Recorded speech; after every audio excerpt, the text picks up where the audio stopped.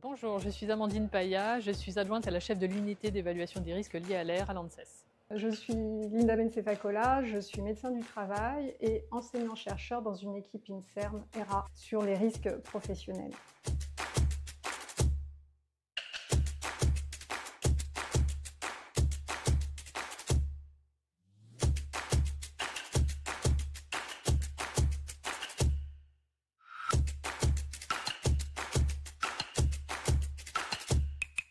Depuis plusieurs années, des personnels navigants rapportent des symptômes qu'ils associent à des épisodes de feu, fumée, odeur, c'est-à-dire des odeurs inhabituelles, des émanations ou des fumées dans les cabines d'avion.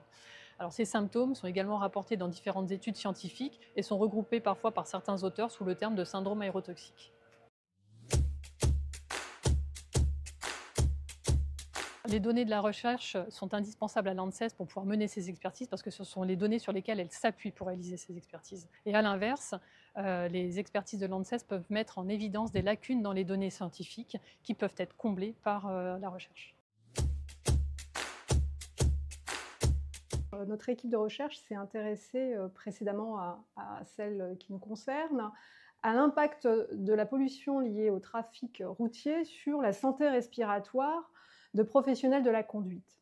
La recherche actuelle porte aussi sur un autre moyen de transport, le milieu aéronautique et l'impact de la qualité de l'air sur la santé des personnels navigants. C'est dans ce contexte que nous avons déposé un projet dans le cadre du PNRST, pour lequel on a obtenu un financement et dont l'objectif est de documenter et de mesurer dans l'air des cabines d'avion les concentrations à certains polluants, les organophosphorés, qui seraient associés à ces événements feu, fumée, odeur.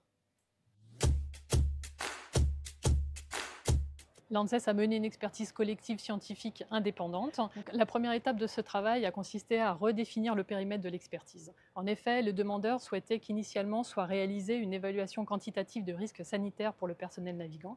Mais avant de pouvoir mener cet exercice, il est nécessaire de s'assurer que les données disponibles sont de qualité suffisante pour pouvoir mener cette évaluation de risque. Pour identifier ces données, nous nous sommes appuyés sur des revues de la littérature scientifique et nous avons identifié différents projets de recherche.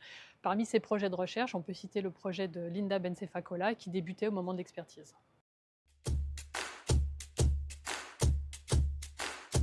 L'originalité du projet de recherche porte sur l'équipement de l'ensemble de la flotte Air France, qui est notre partenaire dans le projet, avec des échantillonnaires d'air qui permettaient de mesurer les polluants qui sont associés à ces événements et qui permettent de mesurer les concentrations aux organophosphorés qui sont associés.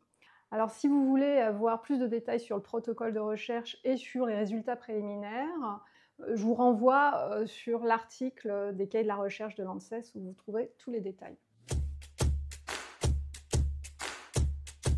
L'hypothèse la plus courante pour expliquer les symptômes rapportés par le personnel navigant est celle d'une contamination de l'air des cabines d'avion. Cette contamination serait due à des composés issus des huiles moteurs ou de sa dégradation thermique. En effet, ce qu'il faut savoir, c'est qu'une partie de l'air qui alimente les cabines d'avion est prélevée au niveau des moteurs et que des composés organophosphorés ont été retrouvés dans l'air des cabines, sachant que ces composés organophosphorés sont également présents dans les huiles moteurs en tant qu'additifs.